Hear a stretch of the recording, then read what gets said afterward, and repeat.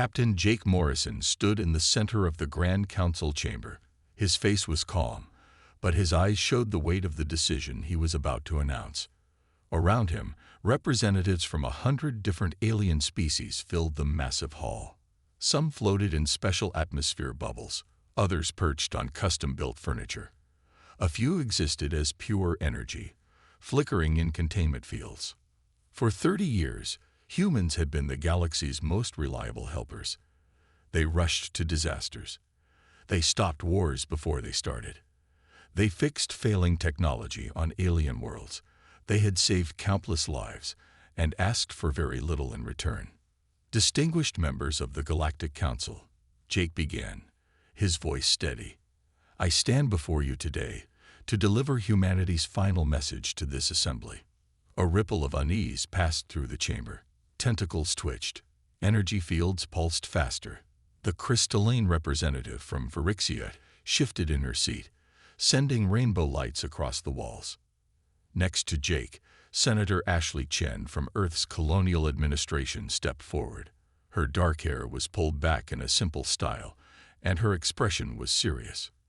After careful consideration, Earth and all human colonies have reached a decision. We are withdrawing from the Galactic Council, permanently. The reaction was immediate. The chamber erupted in dozens of languages and sounds. The translation systems struggled to keep up with the chaos. Surely this is a miscalculation, said the Phyrexian ambassador, her crystal body pulsing with what might have been confusion. Humans cannot simply abandon your responsibilities to the galactic community. Jake felt his jaw tighten. Responsibilities. You mean the responsibilities that you criticize us for fulfilling. The same responsibilities that your own species refuse to share. He pulled out a small data device and activated it. A hologram appeared in the center of the chamber, showing a list that scrolled on and on. Last month, the Kelnar system had a plague outbreak. Human medical teams responded immediately. We lost 6 doctors and nurses saving Kelnar lives. Your government's response. You accused us of biological imperialism and suggested we created the plague to make ourselves look heroic. The Kelnar representative's feathers ruffled but remained silent. 3 months ago, Jake continued, the Torvin homeworld faced environmental collapse. Their atmosphere processors were failing. Human engineers worked around the clock to repair them. We succeeded. The Torvin media spent the next week discussing how humans were making alien races too dependent on Earth technology. Ashley took over, her voice sharp with controlled anger. 6 months ago, we negotiated peace between the Xanthi Empire and the Morvek Federation, 2 civilizations that had been at war for generations. We spent months in careful diplomacy, and when the peace treaty was signed, both sides accused us of manipulation and interference in sovereign affairs. She looked around the chamber, meeting as many eyes, optical sensors, and energy signatures as she could. We've had enough. Humanity is tired of being your emergency service, your mediators, your fixers, only to be insulted and accused at every turn. A gelatinous being from the outer rim systems quivered as it spoke. But who will respond to distress calls? Who will maintain the trade route safety beacons? Who will? Figure it out yourselves, Jake cut in. That's what you've been demanding we let you do.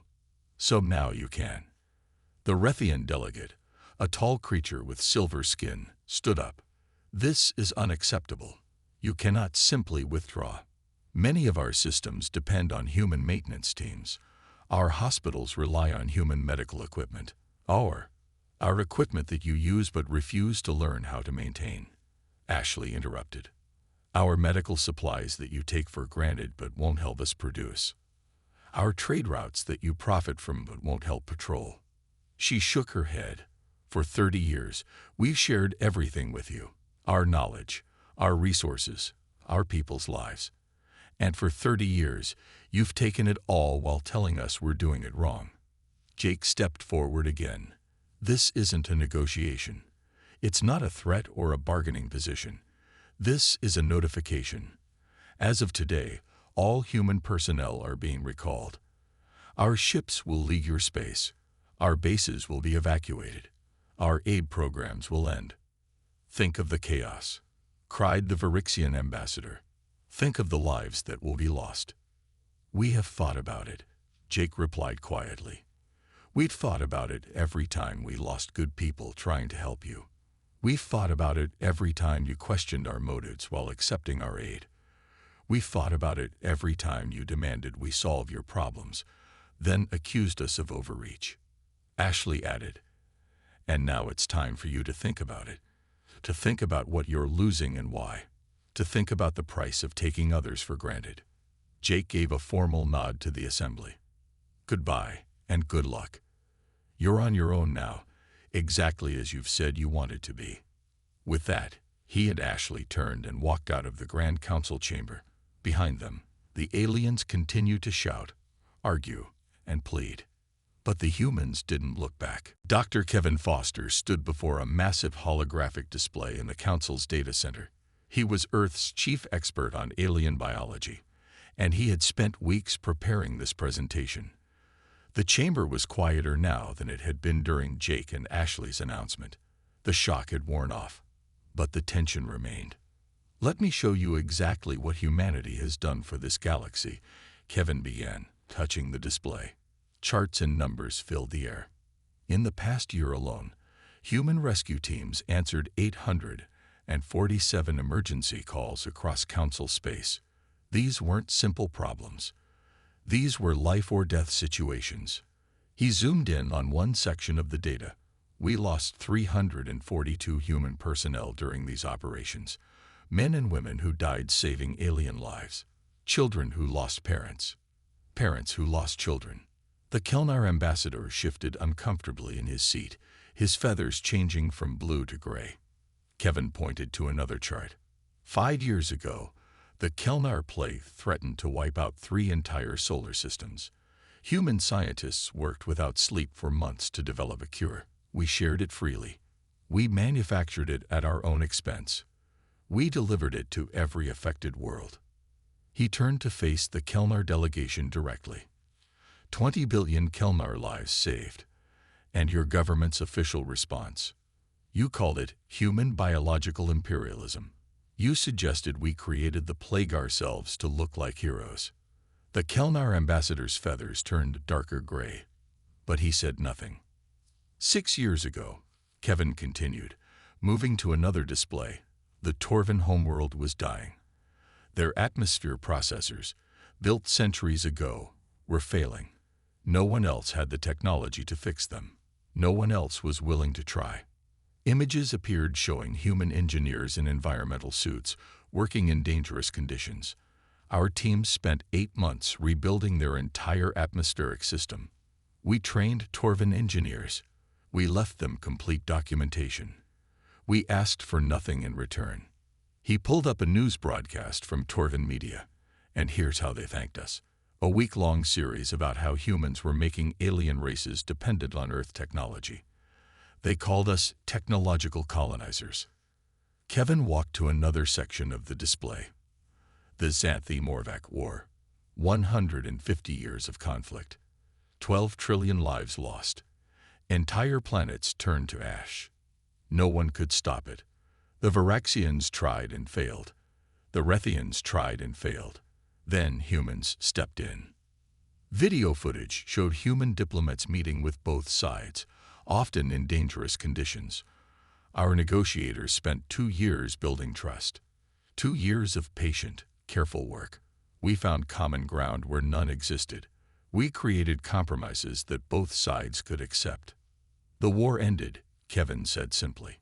For the first time in over a century, Xanthi and Morvac children could grow up without fearing orbital bombardment. And both governments immediately accused us of manipulation. They said we had interfered in sovereign affairs and imposed human values on alien cultures. He brought up another chart. Trade route security. Before humans began patrolling, piracy losses averaged 18% per year. After human patrols began, less than 2%. But when we asked the Council to share patrol duties to help bear the cost, what happened? The display showed voting records. Motion denied. The council decided that since humans were already handling security, there was no need for other species to contribute. Kevin's voice grew harder. Medical advances. Human researchers have shared cures for 347 major diseases affecting various species. We've never asked for payment. We've never demanded exclusive rights. Free distribution to all who need it. And the response? He gestured to headlines from various alien news sources. Humans push their medicine on Galaxy. Earth's medical empire grows. Are human cures making us weak? He shut off the display and faced the council. Every crisis you call us. Every disaster, you beg for our help. Every war, you want our diplomats. And every single time, after we've bled and died to help you, you find ways to make us the villains. The chamber was completely silent. You accused us of having a savior complex, Kevin continued. You said we were addicted to being heroes. You claimed we created problems just so we could solve them. Well, congratulations. You're about to find out what happens when the saviors stop saving. He gathered his data devices and prepared to leave. We've transmitted all our technical manuals to your databases. All our medical research is in your archives. All our diplomatic protocols are available for study. We're not hiding anything. We're just not doing the work for you anymore. As he reached the door, Kevin turned back one last time. You wanted independence from human influence. You've got it. You wanted to handle your own affairs. Now's your chance. You wanted us to stop interfering. Consider it done. The door closed behind him with a quiet hiss, leaving the alien delegates to contemplate their new reality. Admiral Lisa Rodriguez sat in the command center of Earth's coordination station. Dozens of screens surrounded her, each showing a different human operation across the galaxy. Her dark eyes moved from screen to screen as she managed the largest evacuation in human history. Status report. She called out to her staff. All medical teams have received recall orders, reported Commander Alan Price. They're finishing critical surgeries and life-saving procedures only. Everything else stops immediately. Engineering crews are shutting down non-essential repairs, added Lieutenant Beth Martinez. The Harmony Station team is asking for clarification about their life support maintenance contract. Lisa's expression hardened. Tell them to check the Council's vote from last month, the one where they restricted human access to critical infrastructure because they feared we had too much control. They'd made their choice. She activated the galaxy-wide communication system. Her voice carried to every human ship, station, and colony. This is Admiral Rodriguez. All human personnel are to return to Sol-controlled space within 72 hours. Medical teams complete only current critical cases. Engineering crews cease all non-essential repairs. Diplomatic corps conclude any binding negotiations. On the screen showing Rigel Station, she watched human workers packing equipment. They moved with quiet efficiency, loading crates onto transport ships. Some alien workers watched in confusion. Admiral, Beth said softly, we're getting hundreds of requests from alien governments. They want extensions, exceptions, delays. Standard response to all requests, Lisa ordered. Humanity's decision is final. No extensions, no exceptions. A private channel opened. The face of the Rethian delegate appeared, his silver skin reflecting the emergency lights of his office. Admiral Rodriguez, please. This is madness.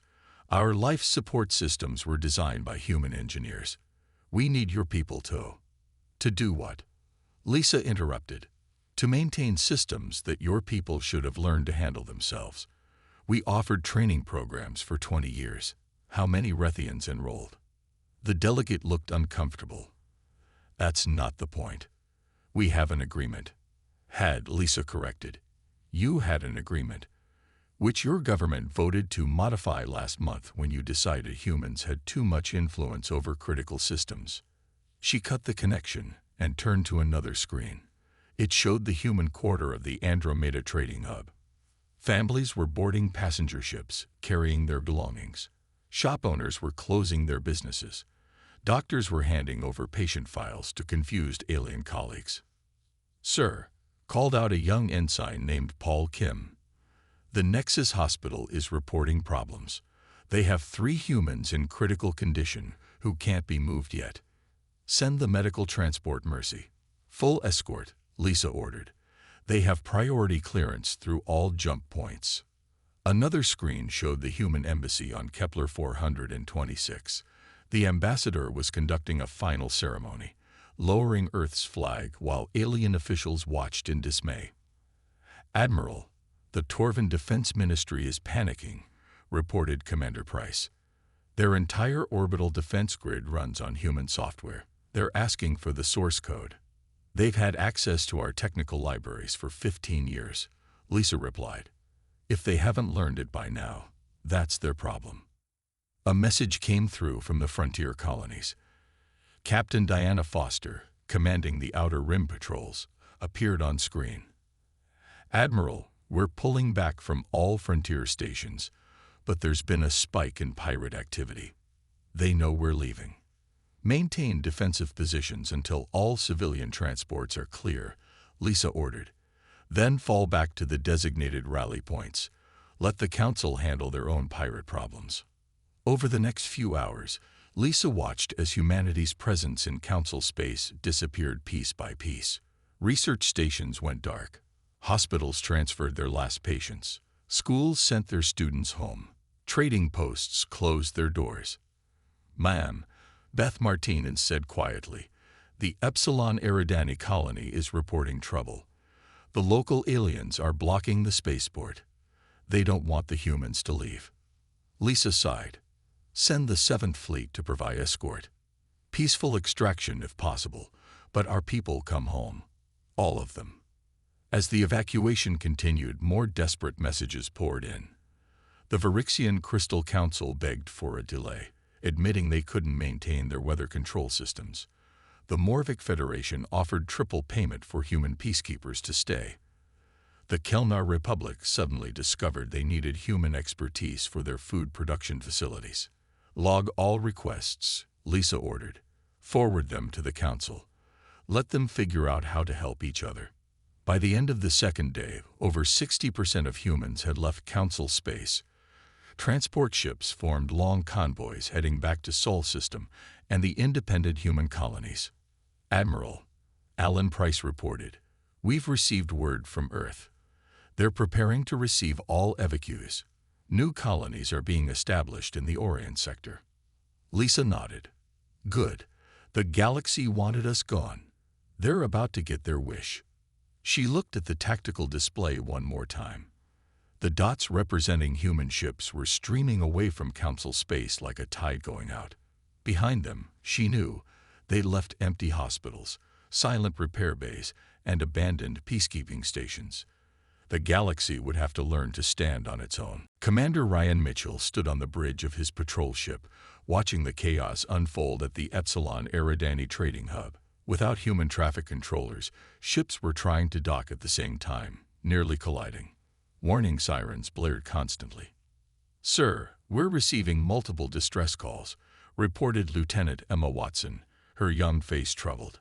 "2 cargo ships just scraped each other in Docking Bay 7. There are injuries." Ryan's jaw tightened. Every instinct told him to help, but his orders were clear. Log the incidents and forward to the Council Emergency Services. It's not our problem anymore. Through the view screen, they could see a Varixian transport spinning slowly, its navigation system apparently malfunctioning. In the past, Ryan's crew would have immediately offered assistance. Now they just watched. "The Varixians are hailing us, sir," Emma said quietly. "Ignore it," Ryan ordered, though the words felt wrong in his mouth. "Set course for the jump point. We're heading home." Meanwhile, on the frontier world of New Tasmania, the evacuation was more personal. Greg Palmer helped his daughter Katie pack her favorite toys, while his wife Helen sealed up their kitchen equipment. They had lived here for 12 years, turning bare land into productive farms. Their Vraxian neighbors, tall insectoid beings with gentle dispositions, gathered outside their property barrier. Klax, who had helped Greg plant his first orchard, clicked his mandibles in distress. "Please, friend Greg, do not leave us," Klax pleaded. "When the storm season comes, who will maintain the weather shields? Who will repair the harvest machines?" Greg paused in his packing, feeling the weight of the moment. "I'm sorry, Klax. I tried to teach you how to maintain the equipment. Every season, I offered to show you. But it was easier to let you do it," Klax admitted, his antennae drooping. "We thought you would always be here." Helen joined her husband at the door. "The manuals are in the community center. The spare parts are labeled and organized. You have everything you need." "But we do not have your knowledge," another Vraxian said. "When the sickness came last year, you knew which medicines to use. When the crops failed, you knew how to modify the soil." Katie tugged on her father's sleeve. "Daddy, are we really leaving forever?" Greg knelt beside his daughter. "Yes, sweetheart. Earth is calling us home. But what about my friends? They'll have to learn to take care of themselves now," Greg said softly. As the Palmer family loaded their belongings onto the transport, more aliens gathered. Some were angry, others pleading, many simply confused. In orbit above Cygnus Prime, Captain Alex Turner received an urgent transmission from the planetary governor. The massive space station that controlled the planet's orbital traffic was experiencing system failures. "Captain Turner, you must help us," the governor pleaded. "Without traffic control, our supply ships cannot dock safely. We'll face shortages within days." "Governor, your parliament voted to restrict human access to orbital systems 2 months ago," Alex replied calmly. "You said you didn't want humans controlling your space traffic. That was a political decision. We didn't think you would actually leave. Well, we have left. And now you control your own space traffic. Good luck with that." At the Nexus Medical Center, Dr. Patricia Coleman finished her last surgery. The patient, a young Kelnar child, would survive thanks to her skill. But as she removed her surgical gloves, she saw the panic in the eyes of the alien medical staff. "Dr. Coleman," said Chief Physician Velox, his feathers trembling, "what about tomorrow's scheduled procedures? We have 12 critical cases. You have the surgical suites. You have the equipment.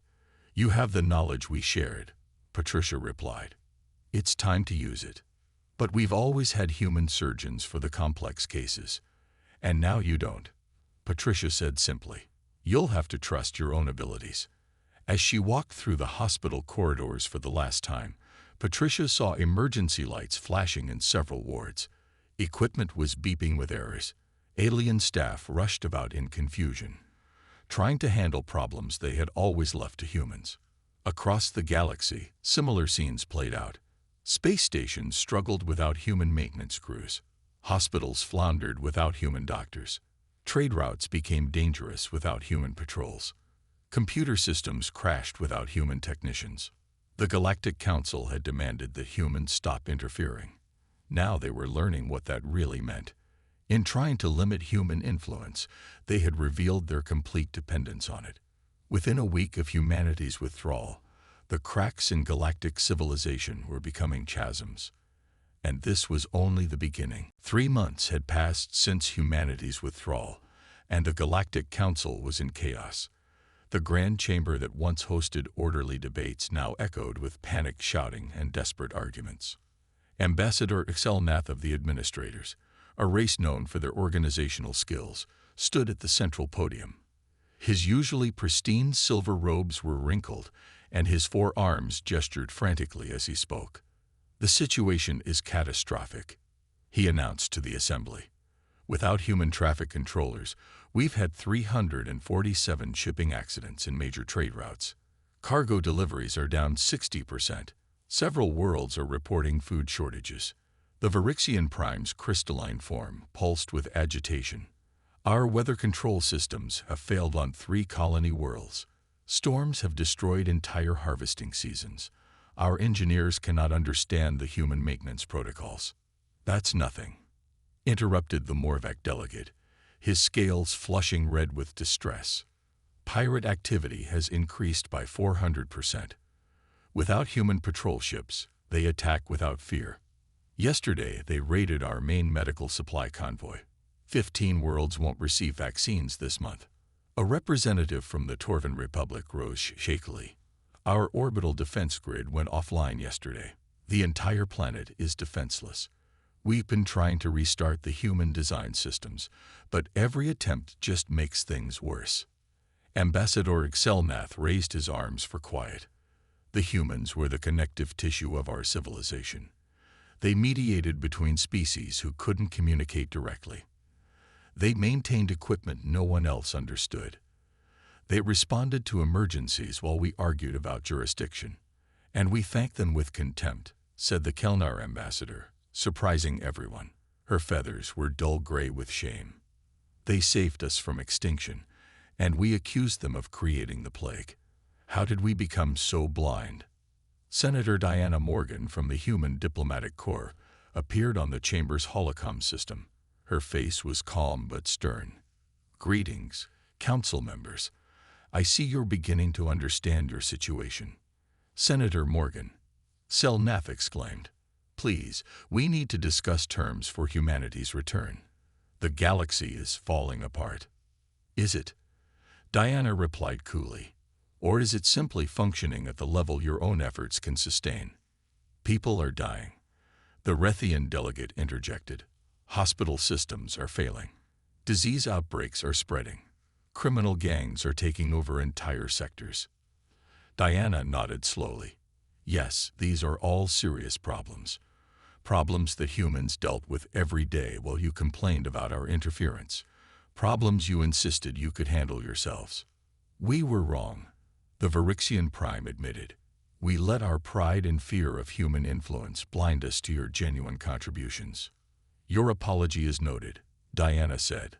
But this isn't about hurt feelings. This is about a fundamental lack of respect. For 30 years, humans bulled and died to keep this galaxy functioning. For 30 years, you took our help while questioning our motives. The Xanthi representative stood. What can we offer to bring you back? Resources, technology, political power. You still don't understand, Diana sighed. We don't want payment. We never did. We wanted partnership. We wanted appreciation. We wanted you to value what we freely gave. Then tell us how to earn that trust back, pleaded Excelnath. Learn to stand on your own. Diana replied firmly. Show us you can work together without human mediators. Prove you can maintain your own systems. Demonstrate that you value those who help you. But people are suffering now. The Morvac delegate protested. Yes, they are, Diana agreed. Just as human rescue workers suffered every time they ran into danger to save alien lives. Just as human engineers suffered when they worked themselves to exhaustion fixing alien systems. Just as human diplomats suffered when they spent years away from home keeping peace between warring species. She paused, looking at each delegate in turn. You're experiencing what happens when a civilization depends entirely on others' goodwill while offering criticism instead of gratitude. It's a hard lesson, but apparently a necessary one. How long must this continue? Asked the Kelnar ambassador.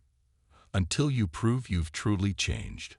Not just because you're desperate, but because you understand why change is needed, Diana answered. When you can handle a crisis without immediately calling for humans to fix it. When you can receive help without resentment. When you see assistance as partnership, not weakness. And if we can't change? The Rethian delegate asked quietly. Then you'll have to live with the consequences of your choices, just as we're living with ours, Diana said. We're watching. We're not heartless, but we won't return to being taken for granted. The transmission ended, leaving the council chamber in heavy silence. Outside, emergency sirens wailed across the capital city. Another crisis was beginning, and this time, the humans wouldn't be coming to help. The galaxy had demanded independence from human influence. Now it was learning just how heavy that independence could be. The delegation of alien leaders arrived at Earth after a long journey through human-controlled space.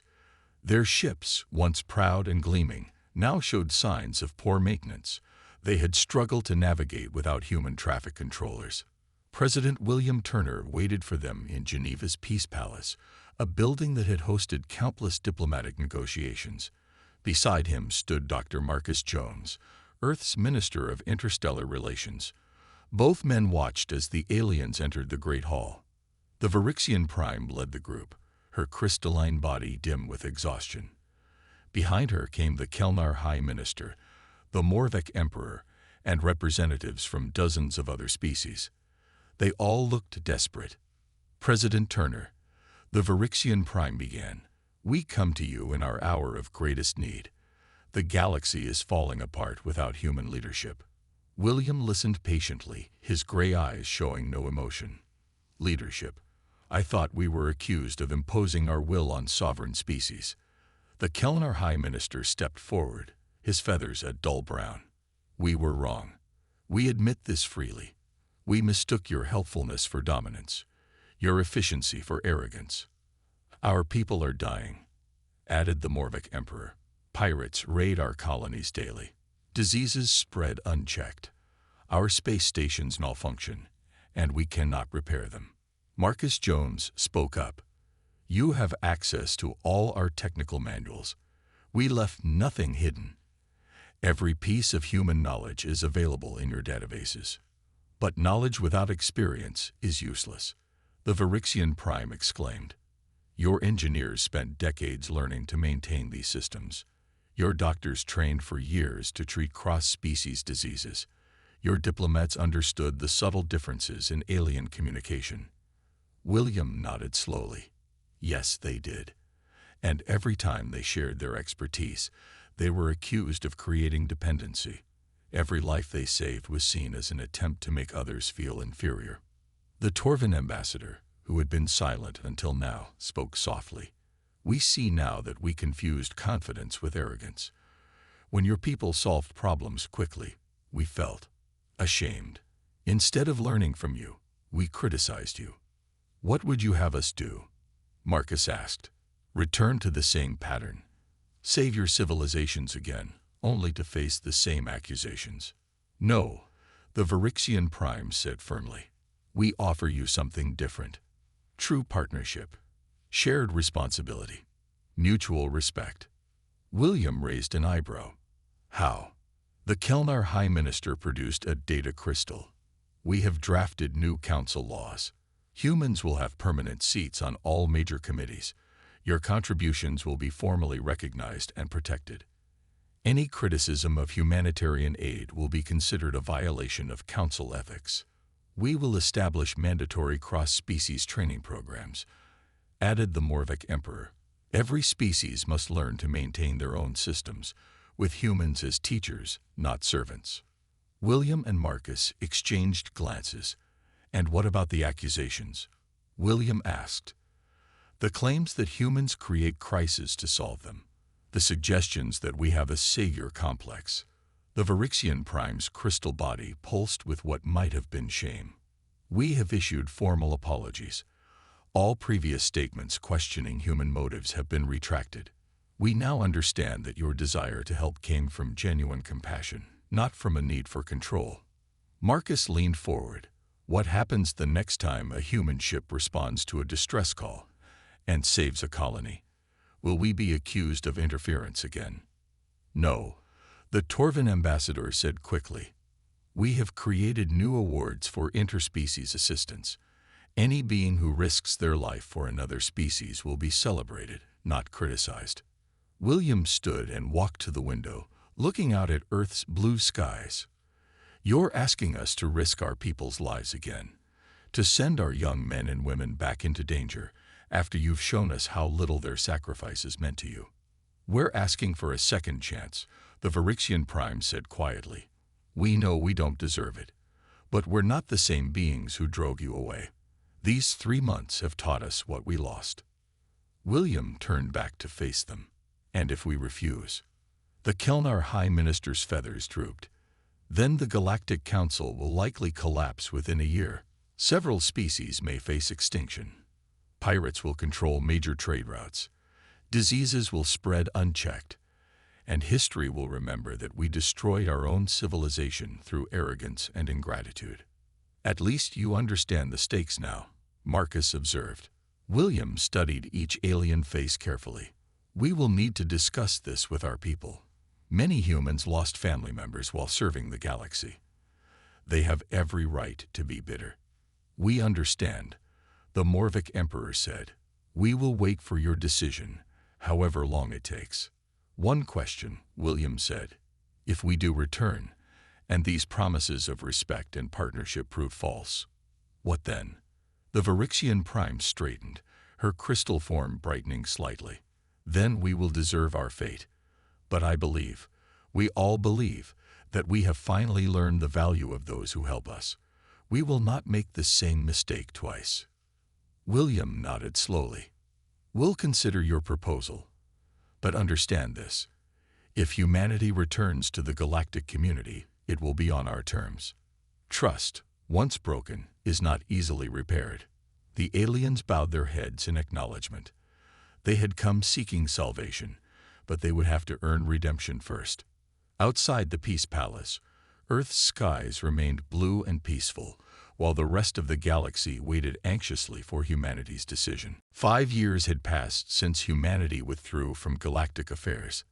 The colony of New Haven, located in the Sigma Draconis system, represented everything humans had built in isolation. Clean cities blended perfectly with nature. Advanced technology worked in harmony with sustainable living. Captain Sarah Williams stood on the observation deck of the exploration vessel Horizon. Through the viewport, she could see construction crews putting finishing touches on humanity's newest deep space station.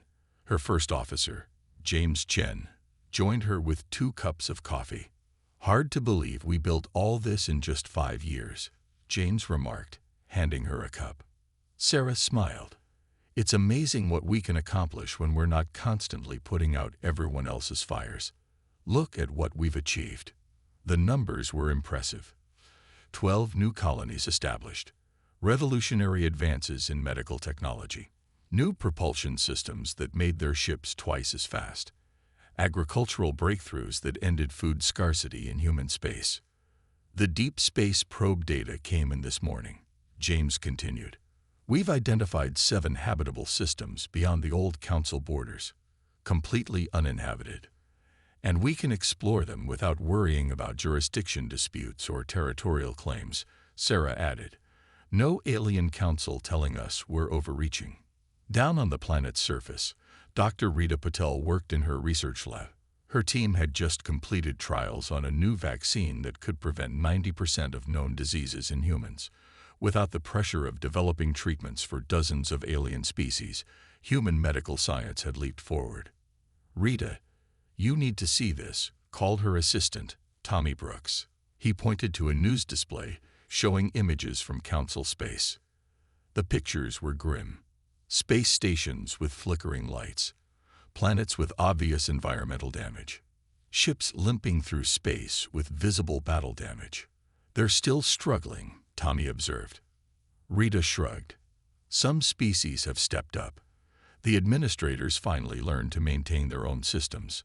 The Rethians created their own patrol fleets. It's not all bad. But it's not good either, Tommy countered.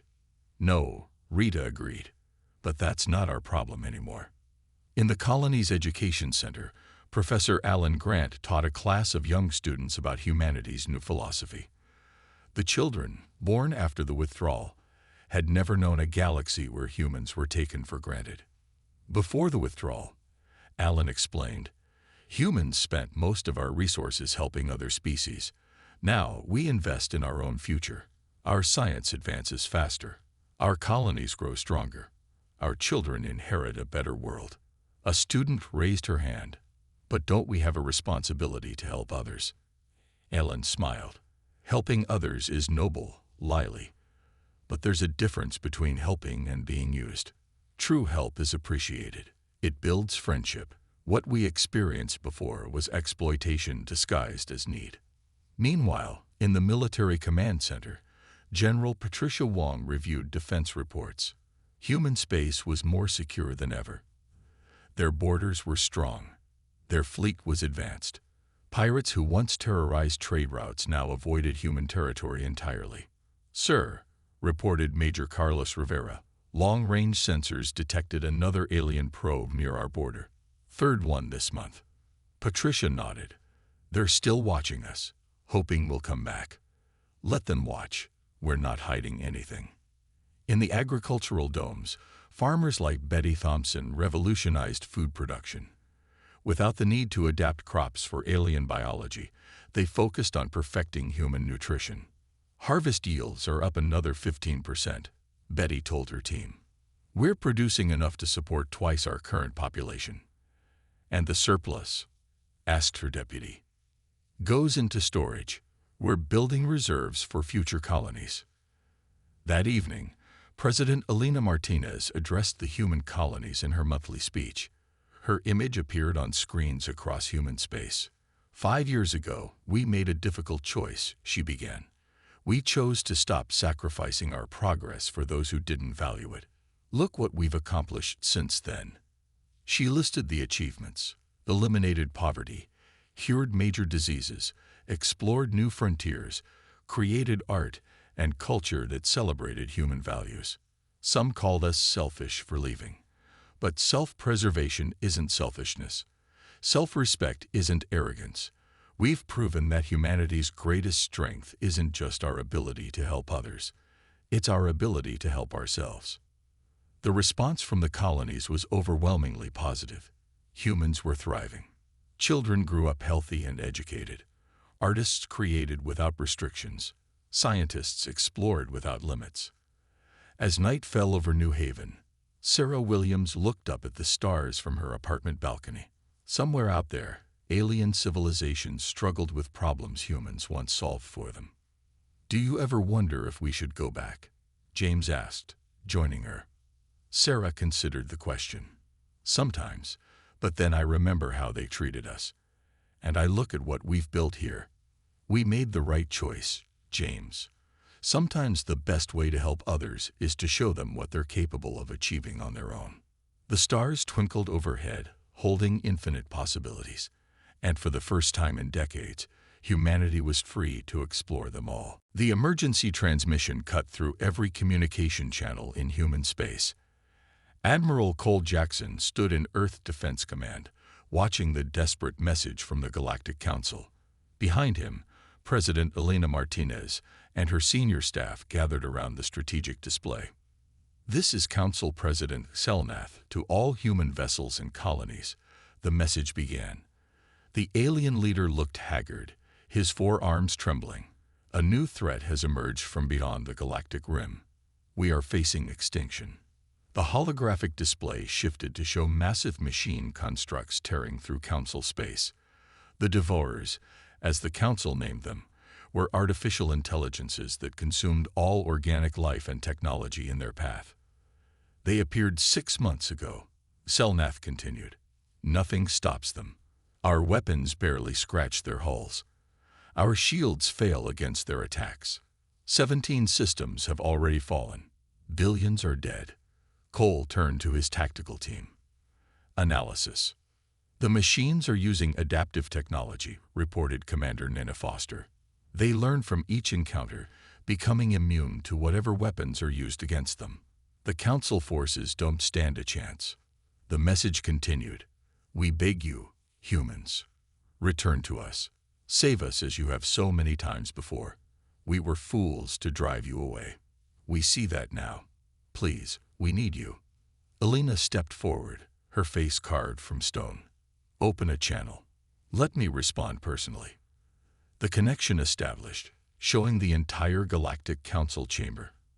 Every seat was filled, every alien species represented. They all looked desperate, frightened, defeated. "President Martinez," Selnath pleaded, "will you help us?" Elena's voice was calm but firm. "For 30 years, humans bullied and died protecting this galaxy. We lost thousands of our best people saving your worlds. And how did you repay us? With suspicion, with accusations, with contempt. We know." The Virixian Prime cried out. "We were wrong. We admit it freely." When we warned you about maintaining defense systems, you accused us of warmongering, Elena continued. When we tried to create unified response protocols, you called it human imperialism. When we built early warning networks, you voted to dismantle them. Cole added his own words. My ships patrolled the rim for decades. We detected anomalies, strange signals. We warned you something was out there. You ignored us, said we were creating threats to justify our presence. We're sorry, the Kelnar High Minister wailed. We were blind. But surely you won't let billions die because of our mistakes. Elena exchanged glances with Cole. You're asking us to sacrifice human lives again, to send our sons and daughters to die for people who spent years telling us our help was unwanted interference. We've changed, Zelmath insisted. The past 5 years taught us the value of what we lost. We understand now what humanity brought to the galaxy. Do you? Elena asked. Or are you simply desperate? When the threat passes, when you feel safe again, will you return to your old attitudes? Will you once again resent the very people who saved you? The council chamber fell silent. Then the Morvic Emperor stood. We cannot promise perfection. We are flawed beings. But we have learned. The galaxy without humans is a darker, more dangerous place. We need you not just for this crisis, but for all the days after. Cole studied the tactical display. Madam President, if these machines continue their advance, they'll reach human space within 2 years. We can't ignore this threat forever. Elena nodded slowly. Admiral, what would it take to stop them? A unified fleet, coordinated tactics, the kind of combined operations humans used to lead, Cole replied. But it would need full cooperation from all species. No politics, no second-guessing, no undermining human command. Elena turned back to the council. Here are our terms. If humanity returns to fight this threat, we do so as acknowledged leaders of the combined fleet. Our strategies will not be questioned during operations. Our casualties will be honored, not dismissed. Our contributions will be respected, not resented. Agreed, Selnath said immediately. Furthermore, Elena continued, this is not a return to the old ways. We will help you face this threat, but we will not become your permanent guardians again. You must learn to stand together, to protect each other, to value those who help you. We understand, the Virixian Prime said solemnly. We're asking for partners, not saviors. Elena looked at Cole, who nodded. Very well. Admiral Jackson will coordinate with your remaining forces. But remember this moment. Remember what it cost to drive away those who genuinely wanted to help you. As the transmission ended, Cole began issuing orders. Recall the fleet. Prepare for combat operations. And pray we're not too late. Across human space, ships powered up their engines. Men and women put on uniforms they thought they'd never wear again. Humanity was returning to the galactic stage, not as unappreciated servants, but as respected leaders in the fight for survival. The Devourers were about to learn why the galaxy had depended on humans for so long, and the alien species were about to witness what humanity could achieve when their efforts were valued instead of criticized. Sometimes the hardest lesson isn't learning to ask for help, it's learning to appreciate it when it's freely given. The galaxy had finally learned this truth. Now they would see if the lesson came in time to save them all.